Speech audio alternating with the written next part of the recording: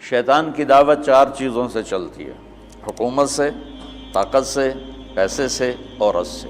غلط عورت، آج بری نہیں، غلط عورت۔ الدنیا کلھا متاع وخیر متاعها المرأة الصالحہ، دنیا مختصر سامان زندگی ہے اور اس کی سب سے اعلیٰ درجے کی چیز نیک عورت ہے۔ النساء سے مراد ہے غلط عورت۔ حبب الی مجھے 3 باتیں پسند ہیں: خوشبو، عورت سے کیا مراد ہے؟ بیویاں، اور میری آنکھوں کی ٹھنڈک نماز۔ تو 4 باتوں سے باطل پھیلتا ہے۔ یہ سارے چیزیں میرا استنباط ہے جو میں نے حدیث سے لیا، قرآن سے لیا۔ یہ حدیث مشہور ہے جس میں عتبہ بن ربیعہ اللہ کے نبی کے پاس آ کر کہتا ہے: ان کنت ترید تو بہ ملکا ملکناک علی رؤوسنا، محمد اگر تجھے بادشاہ چاہیے نا تو ہم دیتے ہیں، تو تبلیغ چھوڑ دے۔ دوسرا کہا: ان کنت ترید بہ الشرف، اگر تو اس سے طاقت چاہتا ہے، چودراہٹ چاہتا ہے، لا نقطع امرا دونک، تیرے بغیر کوئی فیصلہ نہیں کریں۔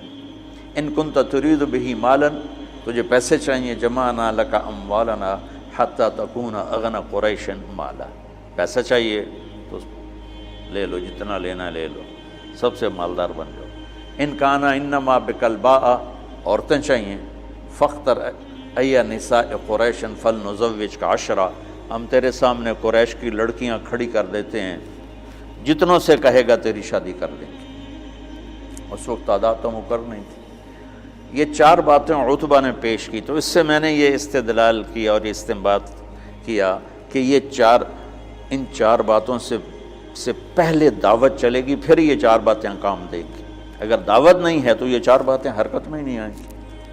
دعوت اصل سبب ہے، اس سبب کو اٹھانے والی 4 چیزیں ہیں۔ باطل کا سبب دعوت ہے، اس دعوت میں رنگ بھرنے والی حکومت، طاقت، پیسہ، عورت۔ اور ادھر جب آپ فارغ ہو گئے، جب وہ عتبہ اپنی بات سے فارغ ہو گئے تو آپ نے کہا: فرغ تھا ابو الولید تو فارغ ہے، تیری بات پوری ہوگی؟ انہوں نے کہا ہاں۔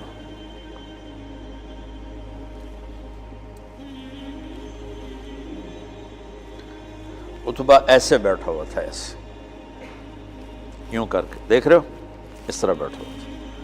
تو آپ نے کہا: فرغ تھا، تیری گل پوری ہوگی؟ کہا میں کہوں، میں کہوں؟ کہو۔ تو آپ نے کہا: بسم اللہ الرحمن الرحیم۔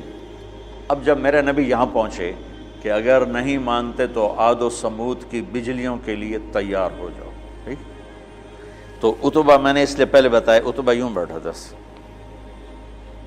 یعنی ایسے نا تکبر کے ساتھ اور لا غرض ہو کر ایسے بیٹھا، یوں سن رہا تھا۔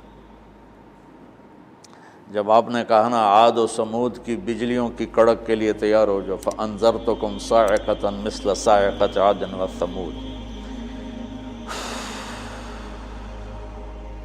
تو اس نے یہیں سے یوں جمپ لیا۔ اب میں تو نیچے گر جاؤں گا لہذا جمپ لے نہیں سکتا۔ اس نے یہیں سے یوں جمپ لیا اور اللہ کے نبی کے منہ پہ دونوں ہاتھ رکھ دیے۔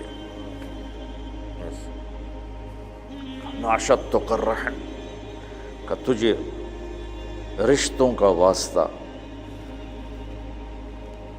تجھے رشتوں کی قسم، آگے کچھ نہ کہنا، آگے کچھ نہ کہنا، چپ ہو جاؤ، چپ ہو جاؤ۔